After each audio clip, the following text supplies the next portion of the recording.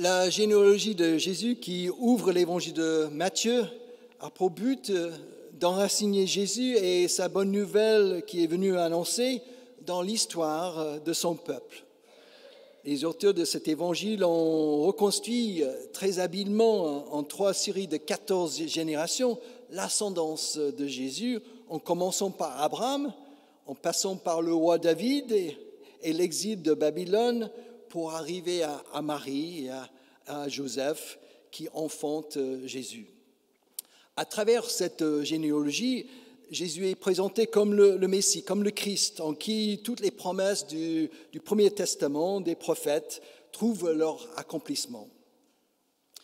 Mais en essayant de trouver un lien justement entre les mages et cette généalogie, à cause de cette erreur dans la liste des textes du jour, comme je vous ai expliqué, j'ai trouvé une autre piste intéressante sur le sens que nous pouvons donner à cette liste de noms un peu compliqués à prononcer. Cette généalogie semble annoncer, par les choix que les auteurs ont faits en la reconstruisant, la venue des mages et surtout cette ouverture aux nations non juives que la bonne nouvelle de Jésus-Christ propose. Il y a donc un double message dans cette généalogie, l'enracinement dans le judaïsme, mais aussi l'ouverture vers les nations non juives. Et notre projet ce matin est d'explorer ensemble cette deuxième partie du message, cette ouverture vers les nations non juives, pour voir comment la bonne nouvelle des mages y est déjà annoncée et comment cette annonce nous apporte aujourd'hui une bonne nouvelle pour notre vie au démarrage de cette année 2024. Voilà notre projet ce matin. La généalogie de Matthieu commence par Abraham. C'est un indice là. Pourquoi le choix de ce personnage pour démarrer cette généalogie? Si nous regardons la généalogie que l'évangile de Luc a reconstruite, ce n'est pas la même. Nous verrons qu'elle va jusqu'à Adam, jusqu'à la création dans le livre de la Genèse. Les auteurs de l'évangile de Matthieu ont certainement choisi Abraham comme point de départ parce qu'Abraham est le père de tous les croyants de tous les temps. Il est la figure d'une bénédiction universelle de la part de Dieu pour toutes les nations. Vous vous souvenez de la promesse que Dieu lui a faite lors de son appel au chapitre 12 de la Genèse.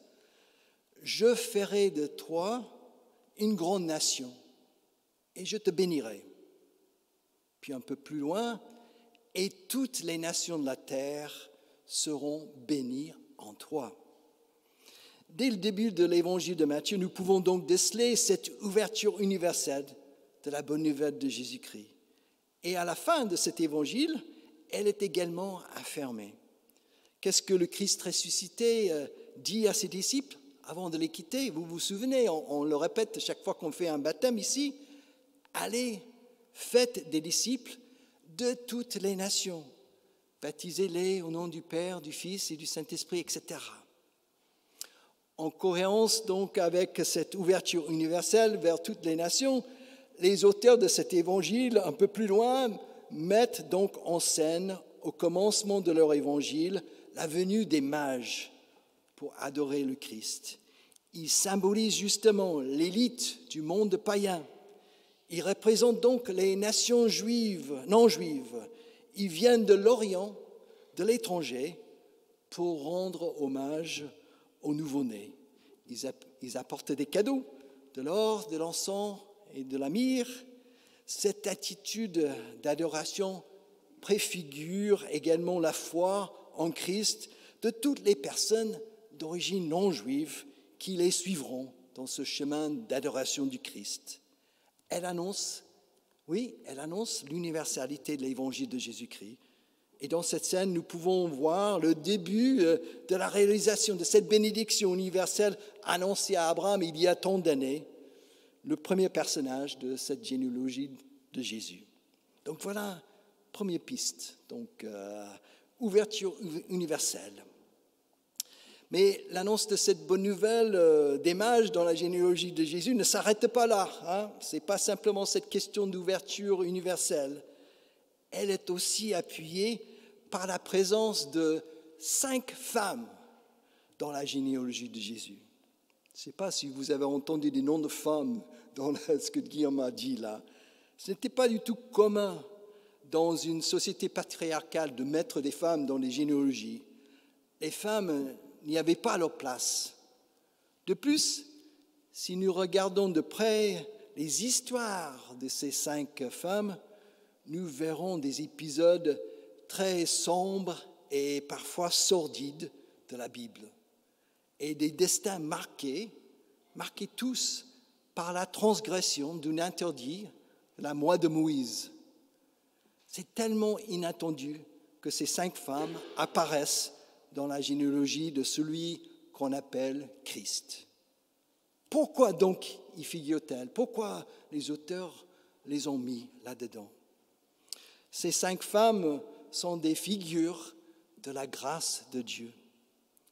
Et cette grâce fait éclater les conséquences même des transgressions interdites du Premier Testament.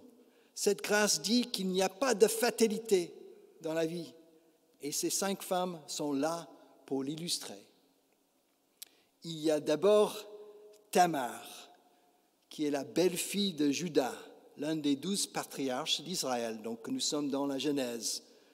Le mari de Tamar meurt. La loi du Lévira doit être appliquée, mais Juda ne le fait pas. Il ne tient pas sa promesse. Il ne donne pas l'un de ses fils à Tamar pour susciter une descendance à son mari décédé. Tamar prend des choses en main. Tamar se déguise donc en prostituée. Juda la voit à l'entrée de la ville. Il l'embauche et couche avec elle. Elle devient enceinte et elle enfante des jumeaux, Parès et Zara, qui sont nommés dans la généalogie de Jésus. Ils sont le fruit d'une relation incestueuse, interdite par la loi de Moïse.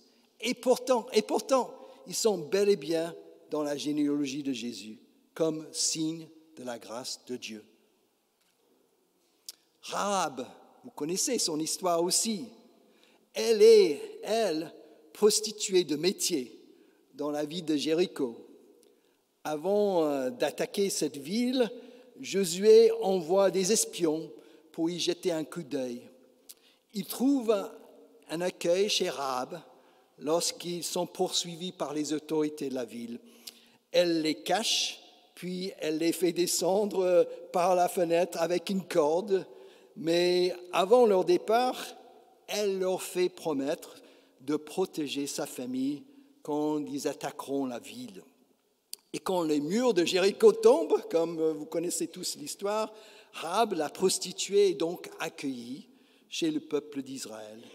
Elle se marie avec Salmon et elle enfante Boz, qui est dans la généalogie de Jésus. C'est encore une histoire de grâce. Je crois que vous connaissez l'histoire de Ruth. Elle est moabite, elle est étrangère et elle fait partie d'un peuple qui est l'ennemi juré du peuple de Dieu dans le Premier Testament.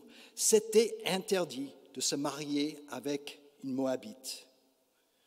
Ruth devient veuve, mais elle reste attachée à sa belle-mère qui retourne en Israël.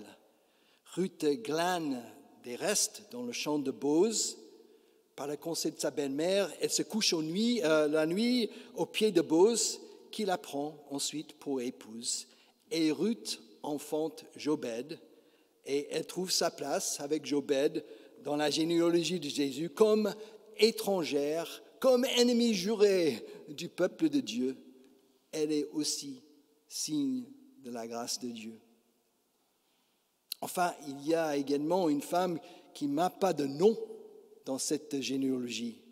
Elle est simplement appelée la femme d'Uri. Oui, nous la connaissons tous sous le nom de Bathsheba. Vous connaissez l'histoire sordide. David commit un adultère avec elle, de plus, pour essayer de le cacher, il a fait tuer son mari Uri. C'est Salomon qui est né de cette relation adultère interdite par la loi de Moïse. Et c'est ainsi que Bathsheba entre dans la généalogie de Jésus comme la femme d'Uri et surtout comme le signe de la grâce de Dieu. Cinquième femme dans cette histoire, c'est qui? C'est Marie. Son histoire est également une histoire de grâce un peu moins sordide que les autres. Mais la grâce ne s'arrête pas là, dans cet évangile. Les mages y sont également mêlés. Il faut le savoir qui ils sont. Ils sont sans doute des prêtres zoroastriens qui pratiquent l'astrologie. Ils lisent l'avenir dans les étoiles. Et si nous regardons bien dans la loi de Moïse, leur métier fait partie des activités interdites. Et pourtant, ce sont eux que les auteurs de cet évangile ont choisi pour venir révéler à Hérode et aux dirigeants religieux à Jérusalem le Christ qui venait de naître. C'est l'apparition d'une étoile qui a annoncé cette naissance et qui les a conduits jusqu'à Bethléem où Jésus est né.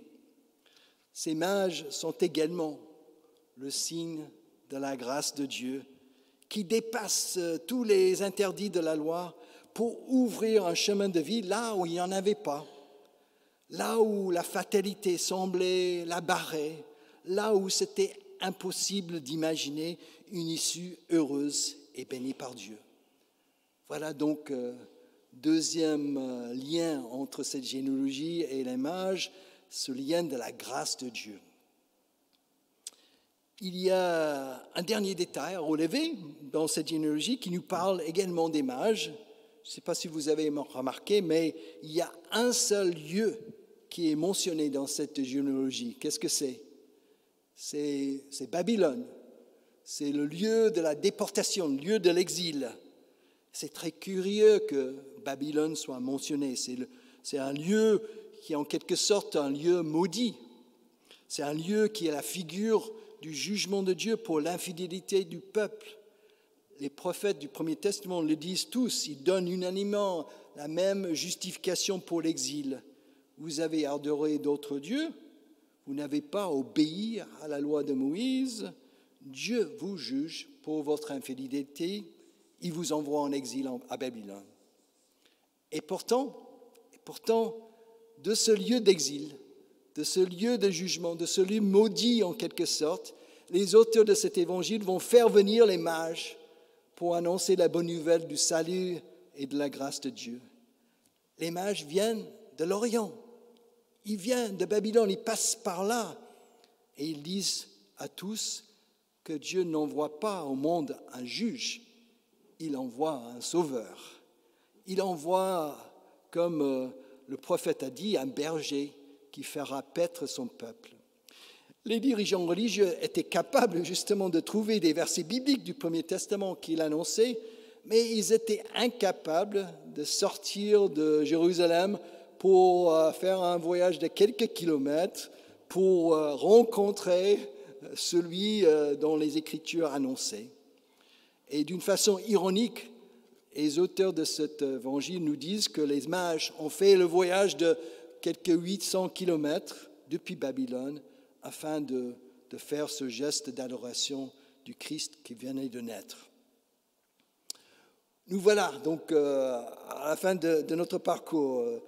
Si je ne m'étais pas trompé de texte du jour, nous n'aurions sans doute jamais fait le lien entre la généalogie de Jésus et les mages de l'Épiphanie.